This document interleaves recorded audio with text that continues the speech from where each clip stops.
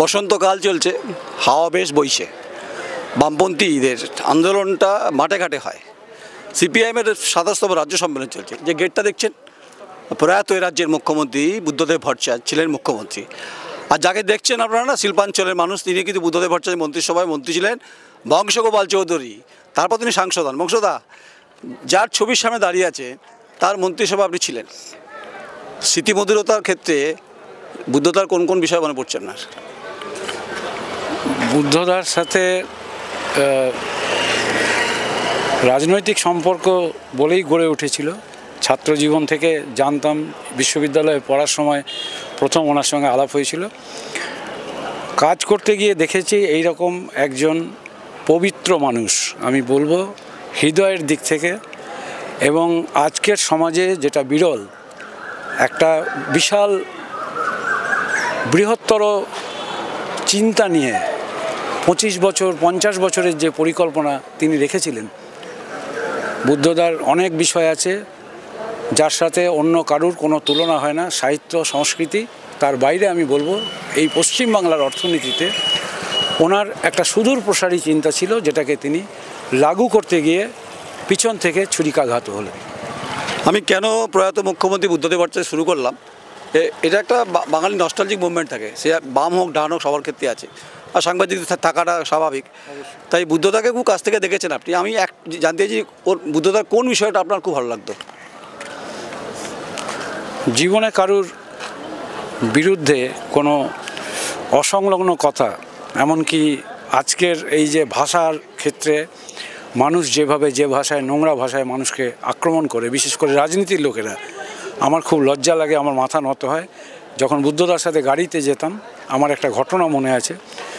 ২৪ পরগনার রাস্তায় যাওয়ার সময় পুলিশ কোনো একজনের সঙ্গে কাউকে একটা কিছু বলে, এবং উনি গাড়ি থামিয়ে পুলিশকে সঙ্গে সঙ্গে বলেন যে একজন যুবক, ওর সাথে ও যে কোনো আচরণ করেছে, কিন্তু এই আচরণ তোমরা করো না, এটা আমার সরকারের নীতি নয়। এবং উনি ছিলেন এই ব্যাপারে সরকারকে একেবারে নিষ্কলুষ রাখার ব্যাপারে ১০০% সততার সঙ্গে পরিচালনা করতেন। বংশদা, আমি আপনি একই জেলার মানুষ, আমরা মাঝখানে আমাদের সীমানা ভাগ হয়েছে।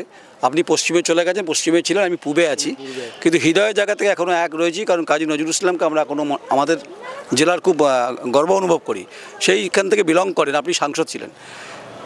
ঘটনা ছিল কদিন আগে জামুরিয়াতে বালিখাতকে কেন্দ্র করে তৃণমূলের প্রাক্তন এমএলএ এবং বর্তমানে বিজেপি নেতা জিতেন তেয়ারির সঙ্গে কার্যত সংঘর্ষ হয়। পুলিশ, বালি, জিতেন তেয়ারি, একটা ককটেল পলিটিক্স হচ্ছে না ওখানে। কয়লা এলাকার এই যে গভীর দুর্নীতি, সিবিআই যেটা নাটক করছে, সমস্ত কাগজ আছে ওদের কাছে, এবং টাকা সিঙ্গাপুরে পাচার হয়েছে, শাসক দলের সর্বোচ্চ লোকেদের নাম উঠেছে, এবং সিবিআই ডেকে পাঠিয়েছে, তাদের বাড়িতে গেছে।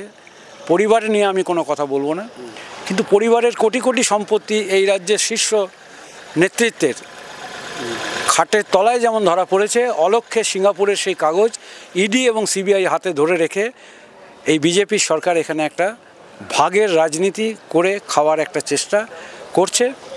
এবং সর্বতোভাবে এই পশ্চিম বাংলার দুর্নীতিকে প্রশ্রয় দেওয়া, বিচার ব্যবস্থাকে ভেঙে চুরমার করে দেওয়া, এবং মানুষের আরজিকর থেকে শুরু করে এই কয়লা চুরি পর্যন্ত সমস্ত বিষয়টার পিছনে বিজেপি সুকৌশলে তৃণমূলের সঙ্গে একসাথে খেলা করে আজকে এই রাজ্যটাকে চরম নৈরাজ্যের দিকে নিয়ে গেছে।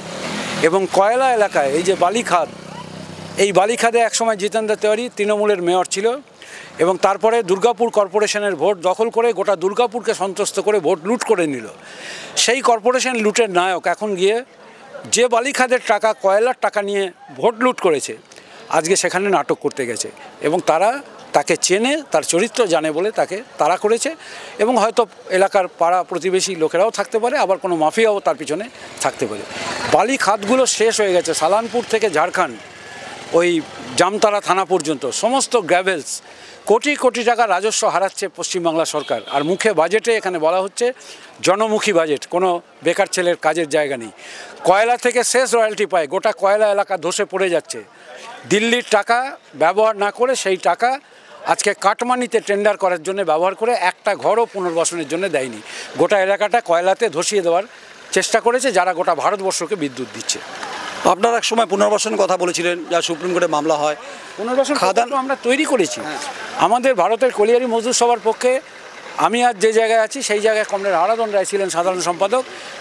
উনি মামলা করার পরে জ্যোতি বসু, বুদ্ধদেব ভট্টাচার্যের নেতৃত্বে এবং আমি কলকাতায় কোল ইন্ডিয়া চেয়ারম্যানের সঙ্গে যে মিটিং হয় গোটা পুনর্বাসন প্রকল্প, সেই সময় মনীষ জৈন জেলা শাসক ছিলেন, এখনও তিনি রাজ্য সরকারের উচ্চ পদে অ্যাডিশনাল চিফ সেক্রেটারি আছেন।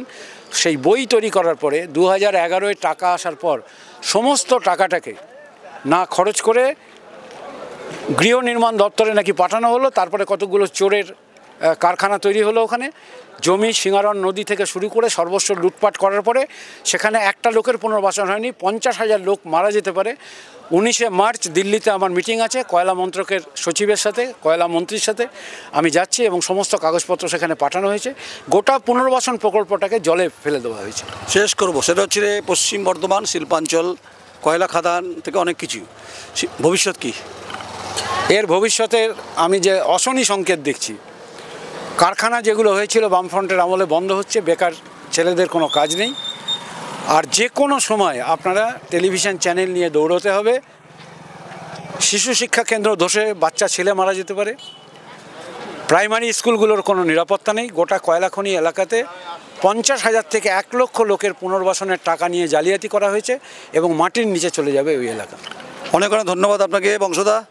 সেটা হচ্ছে প্রয়াত মুখ্যমন্ত্রী বুদ্ধদেব ভট্টাচার্যের কলিগ ছিলেন, মন্ত্রিসভায় কলিগ ছিলেন। বহু ক্ষেত্রে প্রয়াত মুখ্যমন্ত্রী বুদ্ধদেব ভট্টাচার্যকে আজও মনে রাখেন, মনে পড়েন, বিভিন্ন বিচারধারার মধ্য দিয়ে বংশদা মনে রাখেন। বংশদা মন্ত্রী ছিলেন, বংশদা সাংসদ ছিলেন। অতল গভীরে ছড়িয়ে যেতে পারে কয়লা খনি অঞ্চল, যা নিয়ে আশঙ্কা প্রকাশ করছেন বংশবল চৌধুরী। হারাধন রায় মামলা করেছেন, বামপন্থীরা আন্দোলন করেছেন। এটাই বাস্তব। বিভিন্ন ঘটনার পরিপ্রেক্ষিতে যে শিল্পাঞ্চল কার্যত মাটির তলায় ঝুলছে, শূন্যে ঝুলছে, যে কোনো সময় ডিজাস্টার হতে পারে। হুই ইজ দ্য রেসপন্সিবল? এই প্রশ্নের উত্তর একজন, তিনি দীর্ঘদিনের বিধায়ক ছিলেন, তিনি দীর্ঘদিনের সাংসদ ছিলেন, এই প্রশ্ন তার আছে। নমস্কার, আমি নয়ন রায়, আমার চিত্র সাংবাদিক, সমিত দফাদার, ডানকুনি।